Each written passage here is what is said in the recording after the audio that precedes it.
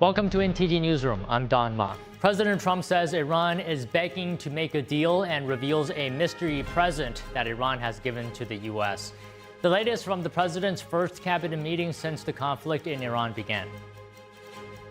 Israel saying it killed a senior Iranian naval commander that was responsible for mining and blockading the Strait of Hormuz. Republicans eyeing a second mega bill to overcome Democrat opposition on key issues. The effort is welcomed by Republicans, but some pieces of the plan may not fall into place. Plus, more on the funding of the Department of Homeland Security. Transportation Secretary Sean Duffy says commercial trucking schools were allowed to self-certify under the Biden administration. Duffy's comments follow a series of accidents involving drivers illegally working in the U.S. The European Parliament approves a trade deal with the U.S., but with strings attached. EU lawmakers adding amendments to the legislation in case the agreement falls apart. Nearly 70 New York officials honoring Shen Yun Performing Arts' global impact, recognizing its mission to revive a culture that was almost lost. This as Shen Yun kicks off its packed first night at Lincoln Center.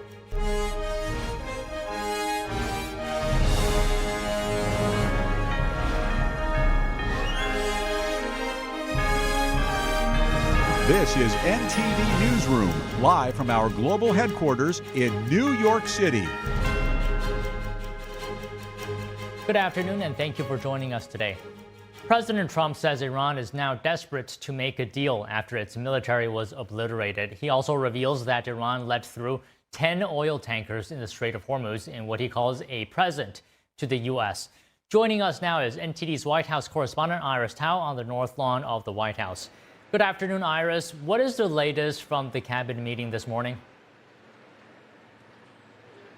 Good afternoon to you as well, Don. So this is the first cabinet meeting since the conflict in Iran started. And Special Envoy Steve Witkoff today confirming at the meeting that the U.S. has indeed presented a 15-point peace plan to Iran. And while Iran has reportedly rejected that plan, President Trump today is doubling down, saying that Iran is talking and they're begging to make a deal with the U.S. He also stresses that it's Iran who's desperate, not the U.S. Watch.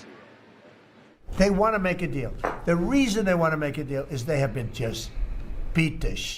Like the fake news New York Times, which writes so fake. I mean, I read a story today that I'm desperate to make a deal. If I was desperate, he'd be the first to know. Pete, let's get the hell out of there. I'm the opposite of desperate. Mm-hmm. I don't care. I want to know. In fact, we have other targets we want to hit before we leave.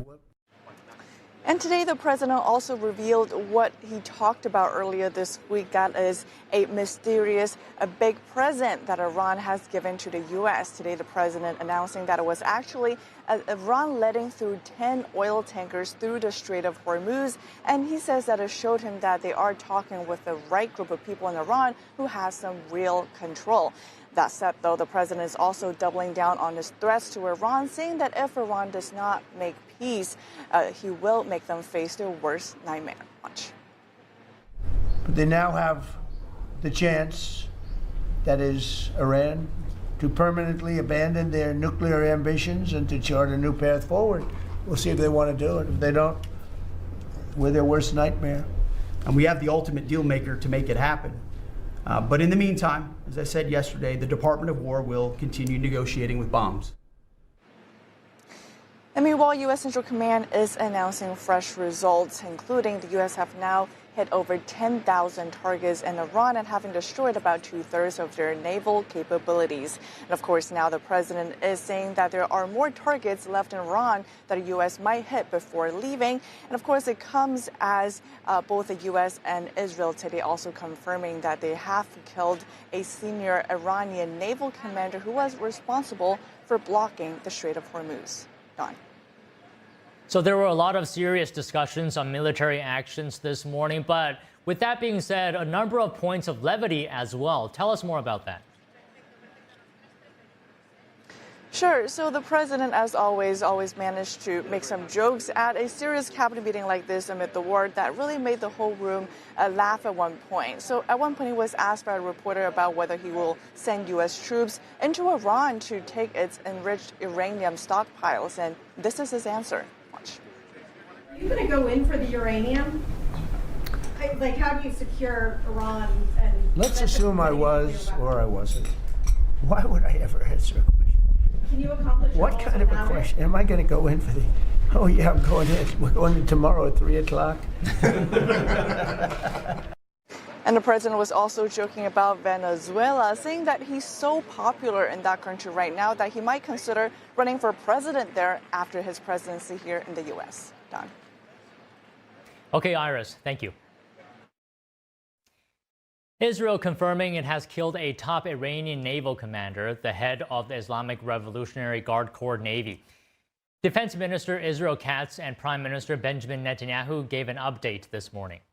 Last night, in a precise and lethal operation, the IDF eliminated the commander of the IRGC Navy tank Siri, along with senior naval command officials. The man directly responsible for the terrorist operation of mining and blocking the Strait of Hormuz was struck and eliminated. This is a clear message to all senior members of the Iranian terrorist organization, the Revolutionary Guards, which currently controls Iran.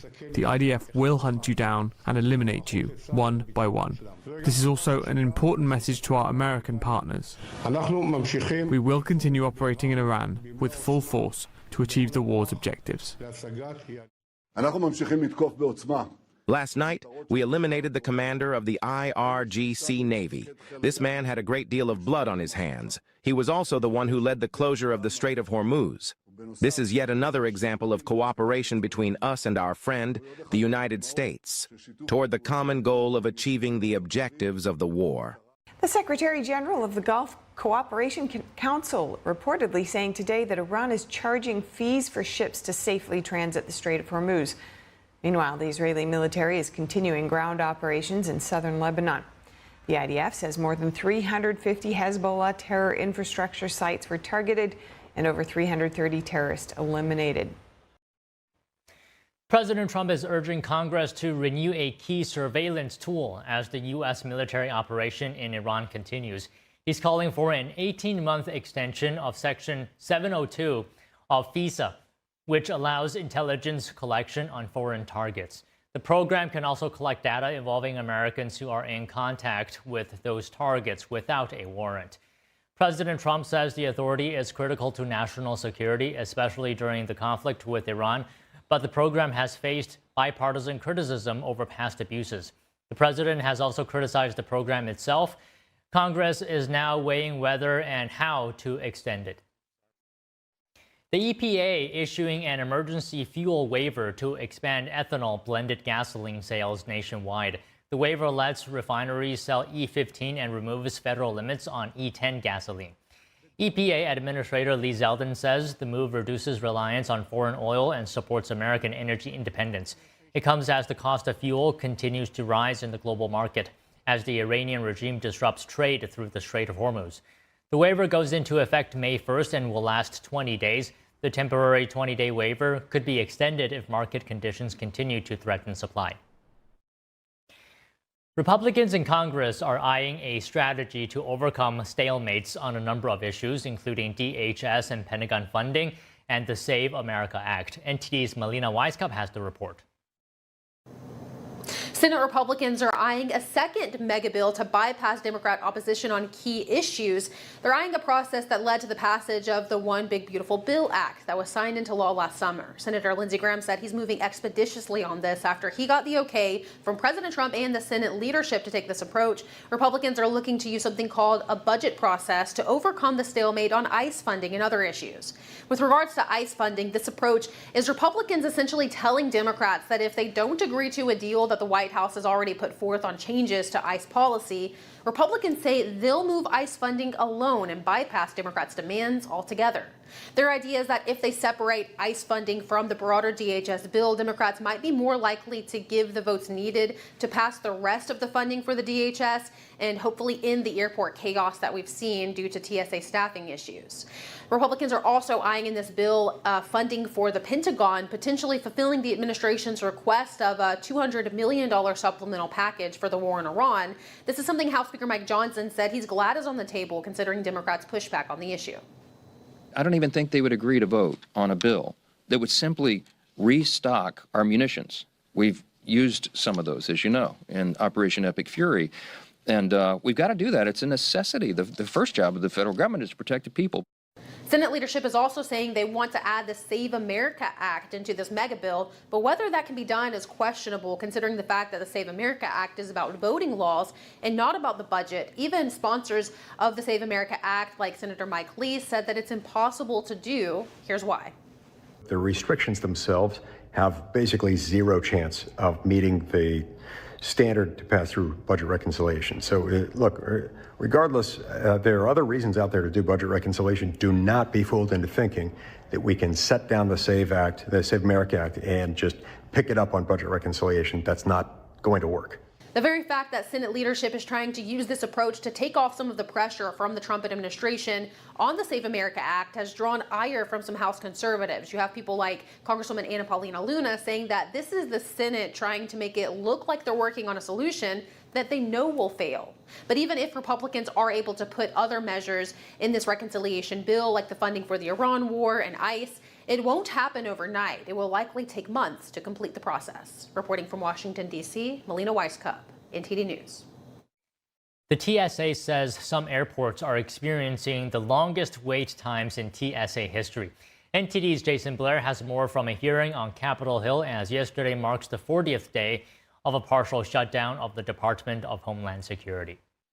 The shutdown has caused massive disruptions across our airports and travel system nationwide, weakened our nation's cybersecurity posture, and left states unsupported. Representatives from 4 Department of Homeland Security agencies testified before Congress while the department is in its 6th week of a shutdown. The TSA administrator says some airports are seeing record wait times at security checkpoints. Now, multiple major airports are experiencing days where 40 to 50% of their staff are calling out. This has led to the highest wait times in TSA history, with some wait times greater than 4.5 hours. McNeil says assaults on TSA officers are also at a record high. Unfortunately, we have seen an over 500% increase in the frequency of assaults on our officers since this shutdown began. This is unacceptable and will not be tolerated. The DHS shutdown will end once Democrats and Republicans reach a funding agreement for the department. Democrats are holding out, demanding reforms to ICE. Democrats want to ensure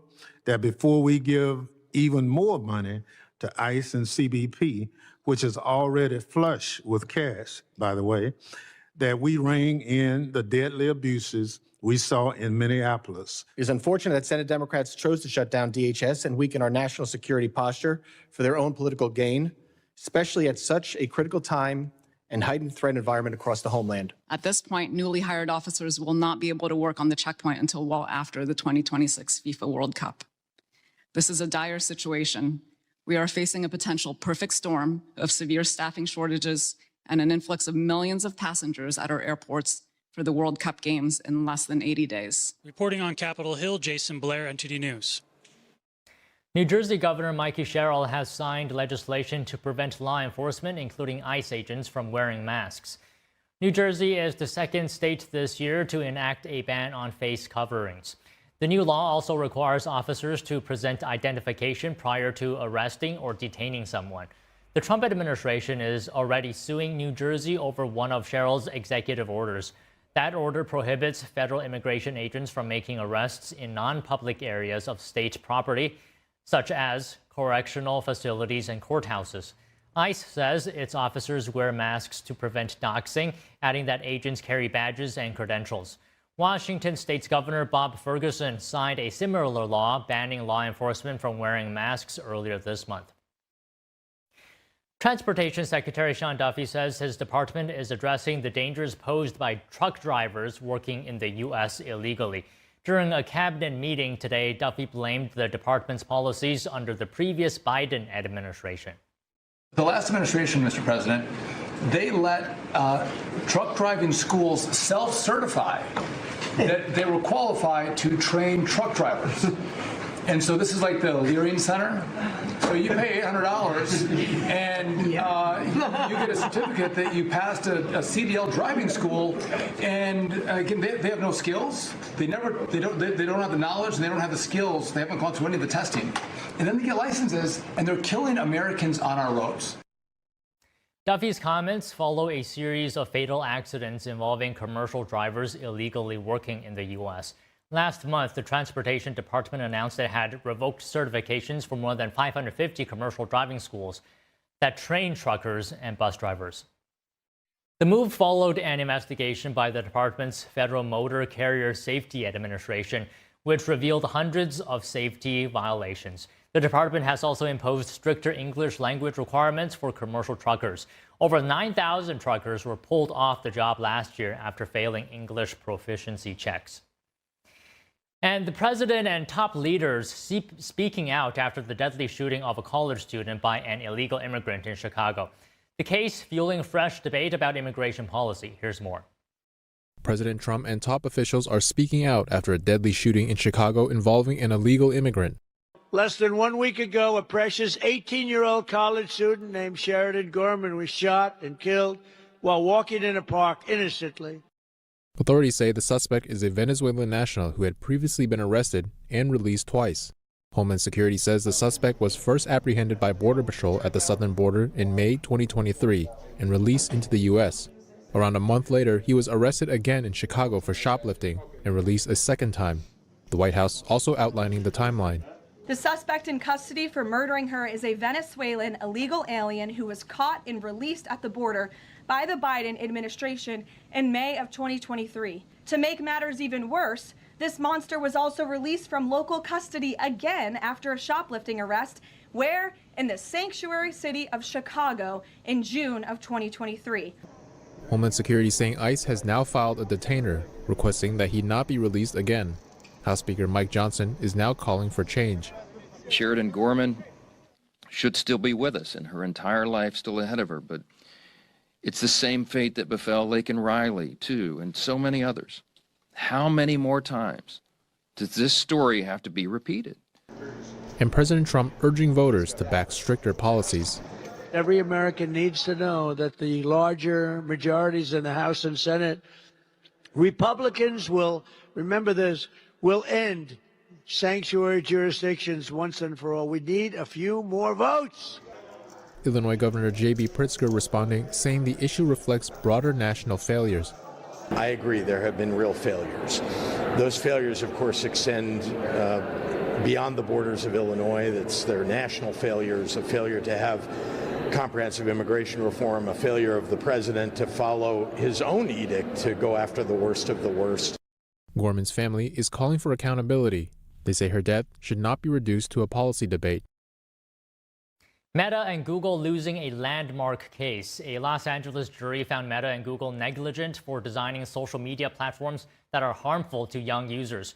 Joining us now is Jeremy Rosenthal, trial attorney and founding partner of Rosenthal, Kalabis, and Therian. Jeremy, good afternoon. Thank you for joining us today. So to start off, I just want to get your thoughts on this. Do you think the results of this case could be a potential bellwether, if you will, amid social media addiction lawsuits against big tech? How significant was this ruling? It's pretty significant, and I think the answer to your question is yes and no. First off, this lawsuit relied on California law specifically, and it was able to navigate some of the federal restrictions that have historically protected Meta and other social platform users. And such social platform companies. So think of it like this. There's the First Amendment to the United States Constitution, which prohibits the government or a court from coming in and really regulating what is said and content that's like that. And if you're going to award money to somebody who was their mental health was damaged as a result of your product, well, you're essentially, that's what you potentially run afoul of is the First Amendment. Also, there's Section 230 of the Communications Act, which also says that as a social media platform, you're not liable for things that other people post on your platform. Where this is a little bit different was that the plaintiffs in this case were able to sort of get around some of those hurdles in the state of California because of California law. So I think if you're Meta and you're Google and you're any other social platform company, I think you're sort of hoping that the damage is limited to maybe California or things like that. On the downside, certainly the plaintiffs in this case gave everybody a roadmap. I think all of us are sort of thinking that this is kind of a big tobacco moment, right? Where essentially tobacco companies had to start forking out and paying out a lot of money for this type of liability. So I don't know that there's a clear-cut answer, but this was certainly a good day for these plaintiffs in California. Okay, so Jeremy, a number of things I'd like to follow up on of what you said just now. I'll start with Section 230. You know, as you're aware, often companies cite Section 230 that it's not liable for user content, right? So tell us a bit more how, in this case, the plaintiffs sort of sidestepped that. How was it successful to get around it, and why did it work? Essentially, what the plaintiffs were arguing was that it wasn't the content that was the issue, it's the algorithm that's the issue. And not only that, but some of the algorithms that were used or some of the things that were used were misused, not only under California law, but also by these platforms' own guidelines. Things like never-ending roles, never-ending scrolling mechanisms, the specific algorithms sort of engineered to kind of psychologically addict you. And not only that, you know, you've in the context of tobacco, right? You had tobacco knowingly running red lights when it came to engineering their product to biologically addict you. So I think that the argument here around Section 230 was really comparable, which is this is not this is not a content case. We're not talking about the content. This is a product's liability case. That's essentially how the plaintiffs argued it. So to your point that this could be a tobacco moment, in the cases against tobacco companies over the years, what happened was that now tobacco companies have to issue warnings, right? So if you're saying this is a potentially tobacco moment, do big tech companies have to warn young users of the potential risks? I would think that would be, at a minimum, really part of it. What you're really afraid of, if you're big tech, are the floodgates opening up and people bringing these lawsuits really all over the country, all over the state of California, and then having to shell out millions, if not billions of dollars in these types of judgments. And that's if you're a plaintiff lawyer or you're a class action lawyer, that's exactly what you're eyeballing right now. Is you're saying, okay, look, let's recruit everybody that can make a claim that their mental health was damaged because of some of these platforms, and then let's go and get a really, really, really big judgment. That is what would really potentially shape, if you will, how these companies, how their conduct is going forward, whether they're going to follow their own regulations or their own guidelines or state regulations. So I think your major fear, if you are these big companies, is getting your pantsuit off here. Okay, you brought up mental health issues, and that was part of the defense by the social media companies. So let me just get your comments on that. These companies saying that their platforms aren't intentionally harmful, and teens' mental health is complex, right? Tied to external factors like home, and specific to this case was the plaintiff's COVID isolation and other factors. So what are your comments on this? I think if that's how I think that's how you would defend these cases, right? If you're Meta or if you're YouTube, you defend them by saying, listen, first off, where's mom and dad in all this, right? When does personal responsibility become our job and not mom and dad's job, right? We're not raising your kids. That's your job. That's certainly part of it. Also, yes, how can you pin us for mental health issues with this one child where, yes, they were isolated because of COVID, where being a teenager is hard, where there's physiological and biological things that can certainly impact mental health. It's very hard to isolate the injury, if you will.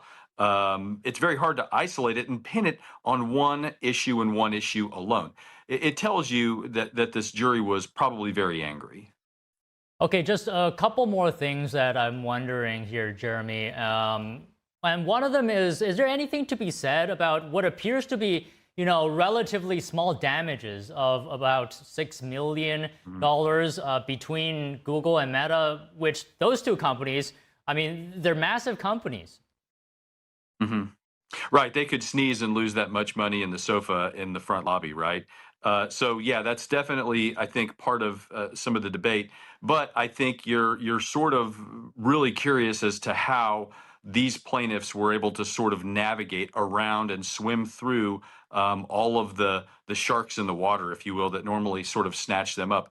This would be, in sports terms, this would be like the U.S. national team surrendering a goal to a Little League team. How did it happen? And do we need to worry about what other problems do we have around here if that's what's going on here, right? So I think you're a lot more alarmed by the legal precedent that it's set than you are, obviously, the $6 million. $6 million is money to me and a lot of money to you, but like we were talking, they could lose that in the back of a taxi cab on the way to the airport. That's not a big deal to them at all. Right. Okay, just one last thing, Jeremy. Google and Meta, they plan to appeal, right? So what is your feeling about this case, the strength of this case when it comes to surviving scrutiny in higher courts?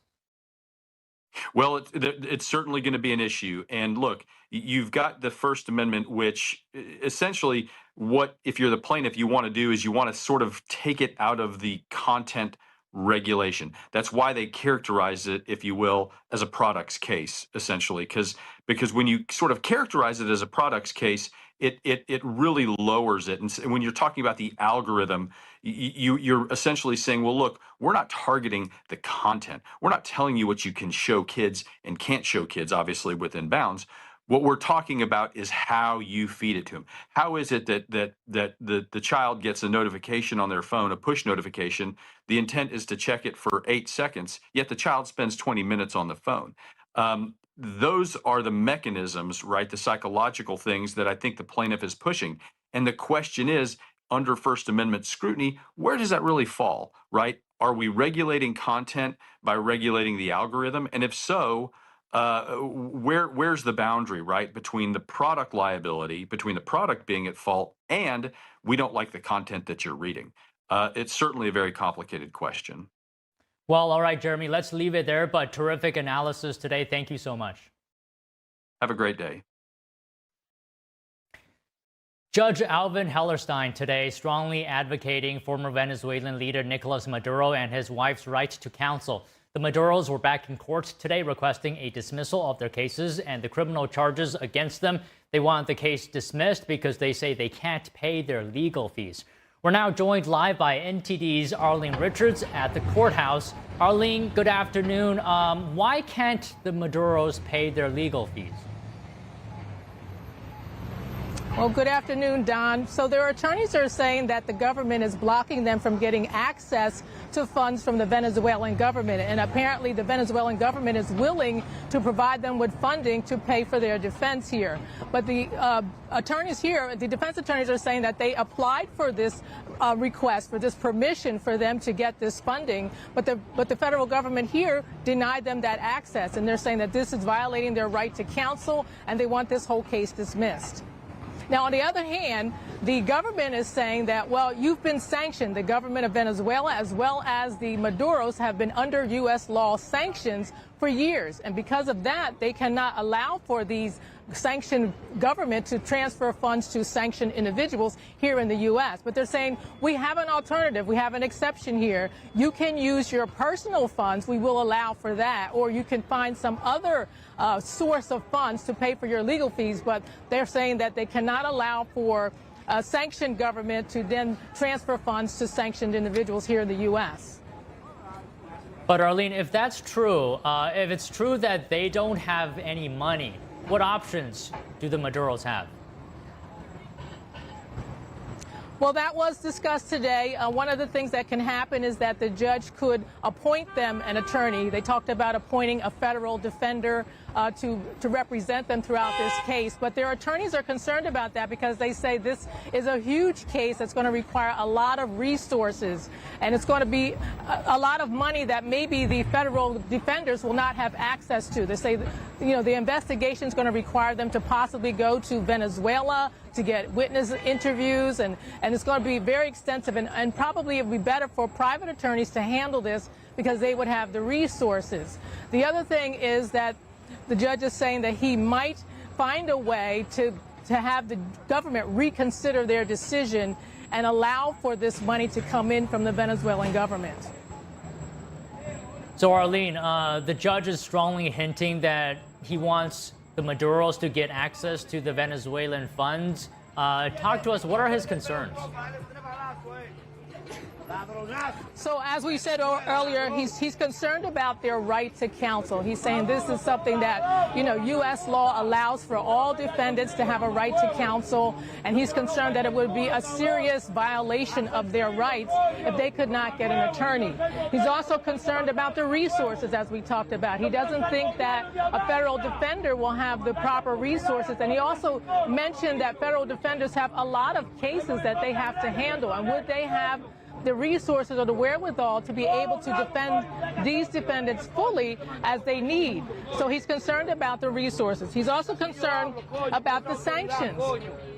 Now, this wasn't brought up by the defense, but the judge did say that he feels that these sanctions are no longer valid. He said the Maduros are here in the U.S., so they are no longer a threat to anyone. And he also, in terms of human rights violations, that's what the sanctions are about. So he's saying they're here in the U.S. now, so they cannot cause any human rights violations in Venezuela.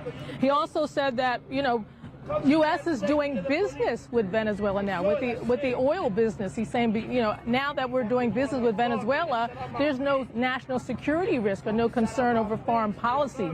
So he feels as though those things don't matter anymore and that this money should be released. He's also emphasizing that the right to counsel is paramount. He's saying the right to counsel is paramount. It should override these sanctions that they're talking about now. And he looked at the executive order that was originally prepared by President Obama, and he made a decision based on that. He's saying those things happened back then, but things have changed now, and now he wants somehow a remedy for these people to get this money. So, Arlene, just real quick, one final thing. Did the judge make a ruling today? He did not make a ruling, and it's because this is an unusual case, as he said. He's concerned about whether he has the power to ask the federal government or this agency to change their decision. He's not sure that he, as the sitting judge here, can say that, because the government is saying that this is the improper forum. This is not the right forum for them to request, for them to reconsider this decision. He's saying that has to be done by another agency where they would file a complaint against the federal government through some other venue.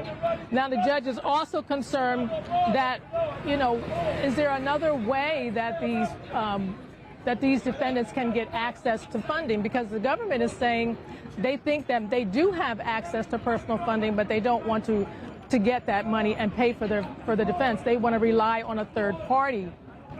And the judge is saying, well, I don't know about that. He's saying, I have to think about it. This is a tough decision to make. He wants to make a decision as soon as possible, but he's saying it could take a little while. All right, Arlene, it sounds like things are getting excited over there. Thank you for speaking with us. Thank you. An economist says the Federal Reserve is overstaffed, inefficient, and outdated and should be downsized and modernized. We talked to him after this break. Stay with us.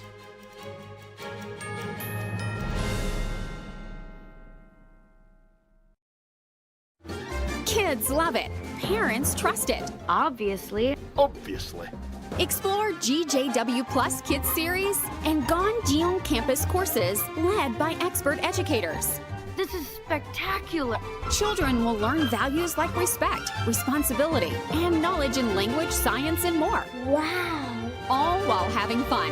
Perfect. Subscribe today at GJW Plus Kids, where learning meets fun. I was a young dad of 3 amazing kids. I was finally following my dreams. Just when you feel like life is starting to come together, you get kind of hit in the face. I was born with a congenital heart defect and had open heart surgery as a kid. I was supposed to go to the heart doctor once a year, and I finally went. He listened to my heart, and I'll never forget, he sat back and he said, yeah, it's time for open heart surgery, or you risk your aorta rupturing, and that's it. I was scared out of my mind. The night before my open heart surgery, I made a goodbye video for my kids. Be strong. Take care of your mom. I love you guys. Seeing, all the kids hug him goodbye and hoping that they were going to be able to hug him again. I love you. But I did make it, thanks to the work of the American Heart Association. So that's why I'm asking you to join me. Please call now or go to helpheart.org. For only $19 a month, just 63 cents a day, you can help get the next person trained in CPR, get the next hospital certified in high-quality cardiovascular care, as well as fund the next medical breakthrough like these heart valves that helped save my life. When you give $19 a month with your credit card, we'll send you this special t-shirt to show you're a part of our community of monthly donors. I'm most grateful that I get to have a husband that I get to grow old with, and a husband that gets to be there for his children. I believe without the American Heart Association, I would not be here today. If this can happen to me, it can happen to you, it can happen to anybody. Your donation can literally help save a life. Please call the number on your screen or go to helpheart.org now to become a monthly donor. Getting prescription glasses from Select Specs is easier than you might think.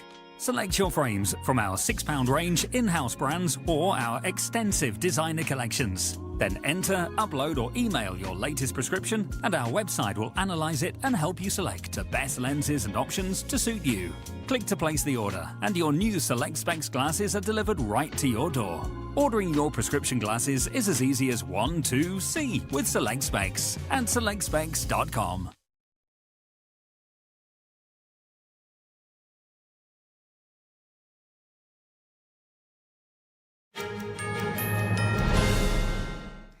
Joining us now to talk about the U.S. Central Bank is Paul Mueller, economist at the American Institute for Economic Research. Paul, good afternoon. I saw your article. It's titled, "Bigger Isn't Better, A Case for Downsizing the Federal Reserve."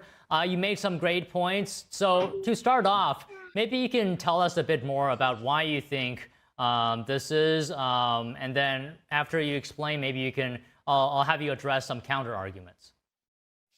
Sure. So the Federal Reserve is a big system that has just grown over time. It's grown in terms of its balance sheet, its number of employees, and there's not really a lot of market forces to make it grow smaller over time. Even though technology has gotten better, even though things have become automated with artificial intelligence, and so the point of the piece and the point in general is that if we want an effective central bank, smaller might actually be much more effective. Not only will it save money, but it will also, I think, help it improve its processes in terms of the data it uses and the ways in which it evaluates what's going on in the economy.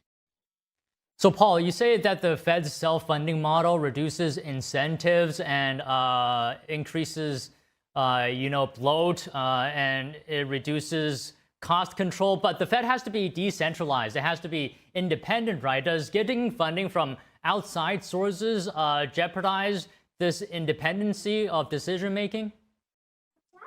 Well, that's a good question. In terms of, I don't necessarily suggest that we change the funding model entirely. Again, part of the independence of the Fed means that it can make decisions to reform itself. Now, again, maybe they need a little push, a little pressure from the outside. That's why we write and talk about it. And maybe Congress could apply more pressure than they have. But we don't necessarily have to fundamentally change the funding model of the Fed, which might undercut some of its independence. But rather, what I'm hoping for is that with a new chairman, if Kevin Warsh is confirmed, that one of his priorities will be to reduce the headcount, focus on streamlining things, focus on overhead. And I think, again, it's a big organization that employs a lot of people with high salaries. And I think it would definitely go a long way towards reassuring the American people that they're managing our monetary system well if they're managing their internal budget well. So the Federal Reserve, doesn't just decide on rates, right? It also monitors a lot of banks. It also looks at financial stability, not just domestically, but abroad as well. Do you think a reduction of 20 to 30% will still allow the Fed to do all the things I mentioned? I think so. Again, part of what's happened at the Federal Reserve over the last 5 to 15 years is there's been a great deal of mission creep. And so you're right that the Federal Reserve banks do engage in regulation of commercial banks, but they also have built in a lot of climate issues, some DEI and ESG issues, things that are not central to financial health and solvency of the banking system. And so part of the streamlining and the reducing the headcount, I hope, would involve a better focus on the core regulatory issues in terms of the safety of banks, how much capital they have, what kind of reserves they have, the risk profiles they're taking. And again, we have examples from Europe where Europe uses or has fewer employees in much of their banking system, both their Central European Bank and in many of the national central banks there. So I think this can be done. I think we don't have to sacrifice the kind of core financial regulation that the Fed engages in, and we can cut out both the waste and also just the more politicized mission creep that has gone on in the Fed.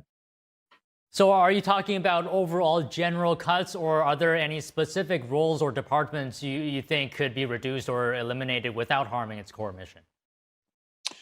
Well, I think the programs that focus on DEI and environmental issues, those could be cut back or even gotten rid of entirely. I think that they could probably scale back how many economists they have working there. Again, with AI increasing people's productivity, giving us access to models and information, I don't see why they need 800 to 1,000 economists employed there as productivity goes up with these new tools. So that would be an area to cut. And then just the data processing and data sheet analysis and building.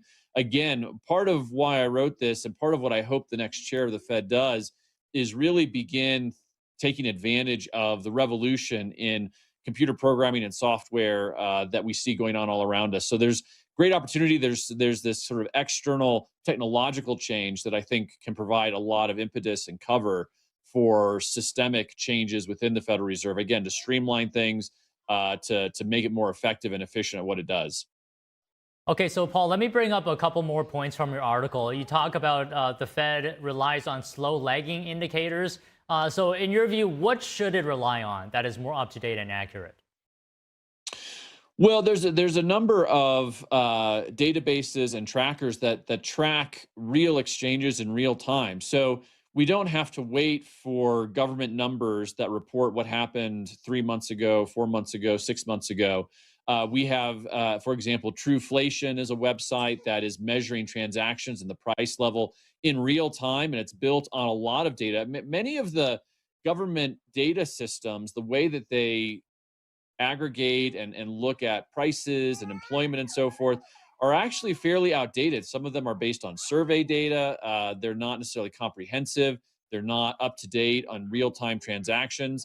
So there's a lot of room for improvement, both with market data and potentially building some of their own internal tools. Obviously, the Federal Reserve has access to a tremendous amount of financial data and information with the banks it regulates and its own kind of processing system. So again, I think we're at the point now, especially with potentially a new chairman, to really reimagine and rethink how the Fed does business and what kinds of tools it uses to really bring those up to speed, have them be again, more connected to what's going on right now, and also to incorporate far more actual data and transactions than the Fed has ever really taken into account before. Okay, just a couple more things, Paul. You say the Fed focuses too much on demand-side factors. What tools does it have to influence supply-side factors? How do you resolve this issue that it's focusing too much on demand side? Well, that definitely is a great question. So the Fed has limited ability to affect the supply side. Again, one of the best things that it can do is to provide a clear and stable framework for how it makes decisions. When it comes to investing, borrowing, making plans, it's really good to have a sense of what interest rates are and what they're going to be in six months or a year, 2 years. It's also helpful to know what kinds of rules is the Fed going to follow? So if GDP numbers come in low, what does that mean? If inflation numbers come in higher, what does that mean? Right now, it's a bit of a black box. The Fed uses a lot of discretion. So they say they're data-driven, and they use that to basically open the door to just deciding what they want to do based on feelings of the people on the FOMC. If instead they had a system like sorry, I'm blanking on the name of the rule right now. There's a rule that they use to calculate, okay, if inflation goes up a certain amount or if unemployment goes down a certain amount, we'll adjust interest rates a certain amount. The Taylor rule. Sorry for the blanking there. The Taylor rule. Then markets would know what to expect, and we wouldn't have to guess every month or two what the FOMC decides to do, and would also not have to worry as much about news factors and political factors influencing what the interest rates are. So again, on the supply side, creating greater certainty and predictability around how they operate, how they set interest rates, that could actually really help long-term planning and investment in the economy. All right, Paul, it's okay blanking out on the Taylor rule. From what you described of what the rule is, I would have never imagined that it's called the Taylor rule. It has nothing, I don't know, maybe there's a connection, but thank you for speaking with us today, Paul. Yeah, I appreciate it. Thanks. The fight for global energy continues. President Trump says his policies are boosting American energy production with ships and pipelines carrying oil. Interior Secretary Doug Burgum commenting on the issue today, saying Venezuelan energy production is climbing. The first time in Venezuelan history that they had the free press allowed to come on to essentially where the White House, the Palacio Miraflores, and it was an emotional thing for people that had been for 20 years had never had a chance to be there. So whether it's and then production, it's showing up in production. The American companies that are coming back, most of those American companies have many American Venezuelan team members. Venezuelan opposition leader Maria Corina Machado is calling for more transparency and contract security in Venezuela's oil sector. According to Machado, America's supervision of oil revenue is needed to prevent corruption and wrongdoing. At JFK Airport, an ICE agent leapt into action to help save an unresponsive infant who had stopped breathing. In a post on X, the Department of Homeland Security described the actions of an ICE agent who came to the rescue of an infant it said had stopped breathing for nearly 2 minutes. Hearing the cries and panic of the child's family and other passengers, the officer quickly performed a Heimlich maneuver, restoring the infant's breathing, much to everyone's relief. A new book exposing the Chinese Communist Party's practice of forced organ harvesting has hit the New York Times bestseller list. Epoch Times senior editor Jan Nikelic is the author of the book titled Killed to Order: China's Organ Harvesting Industry and the True Nature of America's Biggest Adversary. The new book appeared at number 8 on the New York Times hardcover nonfiction bestseller list. The book covers 20 years of investigations into the CCP's forced organ harvesting from religious believers and prisoners of conscience. It exposes the scale of the system and how it works. The book also explains how the CCP made the West complicit in the crime over the past 3 decades. Nearly 70 New York officials honoring Shen Yun Performing Arts' global impact, recognizing its mission to revive a culture that was almost lost. This as Shen Yun kicks off its packed first night at Lincoln Center. More news after this break. Stay with us.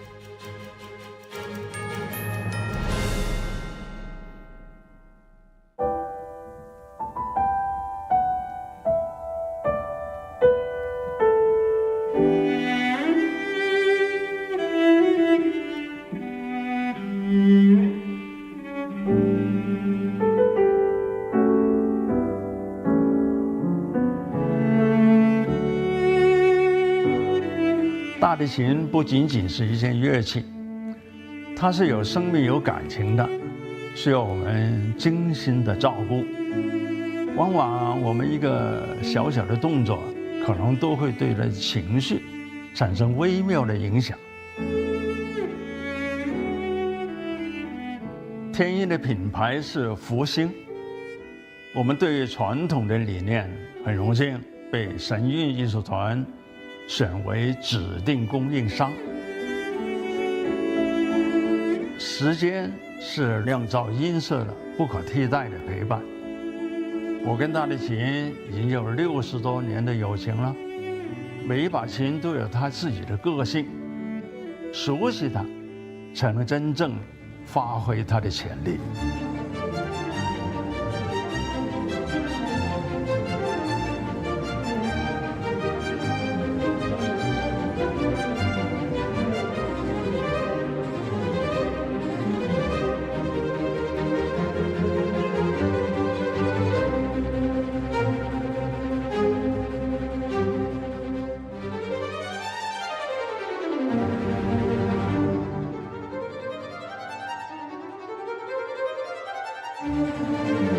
所以，我希望给你的每一把琴，都是首先我所信任的。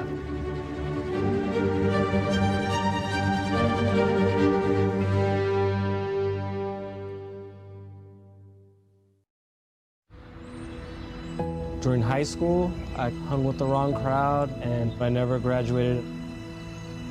I helped Santiago in many different ways, like all fathers do, because he always wanted to go to college.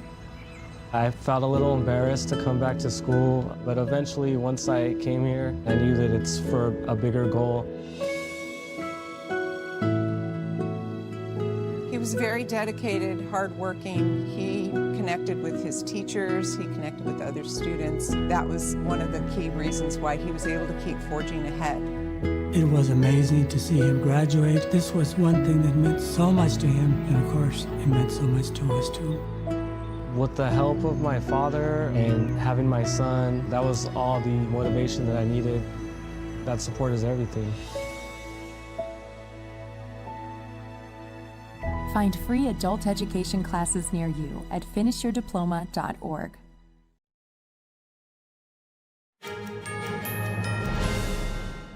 Shenyun Performing Arts kicking off its 2.5-week performances at the Lincoln Center here in New York City. Nearly 70 elected officials issued proclamations or congratulatory letters wishing the company great success in this year's performances, which is also its 20th anniversary. Here are the details. New York officials are praising Shenyun Performing Arts for its impact over the past 2 decades, highlighting its artistic achievements and cultural contributions. Among the nearly 70 officials are members of Congress, along with New York State senators and assembly members. They also include New York City Council members and dozens of elected officials from counties, cities, and towns across the state. Officials commended artistic director Mr. D.F. and the performers for their exceptional skill and for productions that promote traditional values while inspiring audiences worldwide. Shenyun tours globally with a mission to revive 5,000 years of traditional Chinese culture, what it describes as China before communism, a culture the Chinese Communist Party has sought to destroy since 1949 when it came to power. Several members of Congress, including Andrew Garbarino, Nicole Malliotakis, Patrick Ryan, and Elise Stefanik, issued proclamations and letters recognizing Shenyun's accomplishments. Congressman Garbarino also presented the company with a special congressional recognition certificate, honoring what he called its outstanding and invaluable service to the community. Andrea Stewart Cousins, Majority Leader of the New York State Senate, declared March 25, 2026 to be Shenyun Performing Arts Day. Phil Wong, a council member for New York City's 30th District, praised Shenyun's mission to celebrate values drawn from thousands of years of traditional Chinese civilization, including themes of virtue, resilience, and harmony. Stephen Newhouse, the executive of Orange County in New York State, praised Shenyun for serving as a bridge between cultures, fostering greater understanding, respect, and appreciation among people of diverse backgrounds. Orange County is where the company is based. In addition, officials including Woodbury Town Supervisor Jacqueline Hernandez, Newburgh Town Torrance Harvey, and Middletown Mayor Joseph DiStefano echoed that praise, thanking Shenyun for bringing a rich cultural experience to communities across the region. NTD News, New York. Shenyang Performing Arts performed in front of a packed theater at New York City's Lincoln Center last night. It's the start of 18 shows they will be performing in New York as part of their 20th anniversary tour. NTD is a media sponsor of Shenyang Performing Arts and has been covering audience reactions since 2006. And theatergoers here in the Big Apple were impressed by both the skill of the dancers and the beauty of the tradition of the show on stage. Take a look. Shenyang Performing Arts graced the stage at the David H. Koch Theater in New York City on March 25th, taking audiences on a journey through ancient China. Audience members were impressed by the skill and beauty of the performers. The dancers are so talented, they train so hard. The things they do are not easy. It's very amazing for them to be able to show without words exactly what Chinese culture looks like and what spiritual message that they have to deliver. I was definitely inspired by the sequins and how they sparkled on the costumes. It brought so much light to the dancers. It was beautiful. I enjoyed so much. The colors were gorgeous. The teals, the vibrant oranges. I think the colors are just so bright and they draw your eye right to the dancers. I enjoyed very much. Shenyang's mission is to revive 5,000 years of traditional Chinese culture from before communism, a culture the Chinese Communist regime has been seeking to suppress since taking power in 1949. There is a Chinese culture outside of what the CCP has imposed. So you get to see that history. You get to see, traditional dances, ethnic dances. You get to see what China was before the CCP took over. They threaten these performances because they don't want people to see that there is a message from China that's not under the control of the CCP. And this, to me, is a crime against all of us, against all of humanity. And so it's a brave and amazing thing that this show continues. I think everybody should pay homage to their old generations, and they should be able to practice whatever they feel like. I think it's a great show. It's different. I've not seen anything like it, and I think it's a way to express yourself, and it's just like a wonderful experience. I love the spiritual part, how they mixed very well, how traditions and going back to your own roots, and the ability to use meditation, all traditions was blended into the show with the beautiful design of the costumes.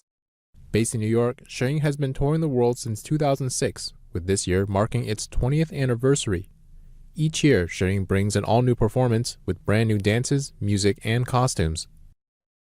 The scenery, the colors, the clothes, all the movements, that was very fantastic. And the music, the live music together was very nice experience, very nice experience. I'm very proud of them. I'm very impressed by them. I'm very inspired by them. What they do is dangerous. What they do is brave. What they do is from the heart, and you can tell. And so I am very impressed with what I've seen here tonight. I think the show lit the fire in the audience to go and spread the word about being sovereign, connecting to your creator, and staying positive no matter how negative your surroundings. You own that flame inside and you keep it lit. Shenyang will be giving performances in New York City until April 12th. NTD News, New York. 2 people are now indicted after an IED was found outside a Florida Air Force base. One suspect is in custody while the other is believed to have fled to China. More news after this break. Stay tuned.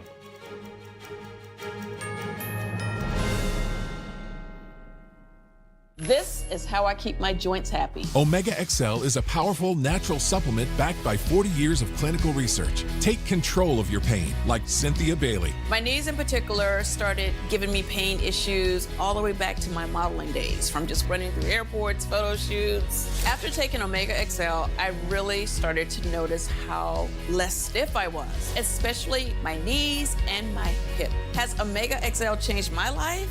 Yes. I barely notice my joint pain anymore. Now I'm literally sprinting through the airports. My secret is Omega XL. Pick up the phone and call now to get this exclusive TV offer. Buy 1 Omega XL and we'll send you a second bottle absolutely free. You'll also get a free bottle of Vitamin XL D3. Buy 1, get 2 free. A total value of over $115, all for just $49.95. You save more than 55% and shipping is free. Backed by a money-back guarantee and is not available in stores. Operators are standing by, so call now. The 8th NTD International Piano Competition welcomes distinguished pianists from around the world, celebrating the depth, discipline, and expressive power of the Baroque, classical, and romantic repertoire. September 1st through the 5th, 2026, New York City. Apply at piano.ntdtv.com, honoring the timeless tradition of the piano. Discover the ancient secret to vitality and longevity with Puretang Black Ginseng. Crafted from premium 6-year-old Korean ginseng, each root is carefully nurtured for over 2,260 days, undergoing a traditional 9-round handcrafted process of steaming and drying to unlock full potency and absorption. Experience pure, natural energy with Puretang Black Ginseng. Order now at puretang.com. Tired of struggling with that heavy leaf blower? Introducing the Bullseye Power Blower. It delivers a massive blowing force, and yet it's so compact and lightweight. Just lock and load the rechargeable battery.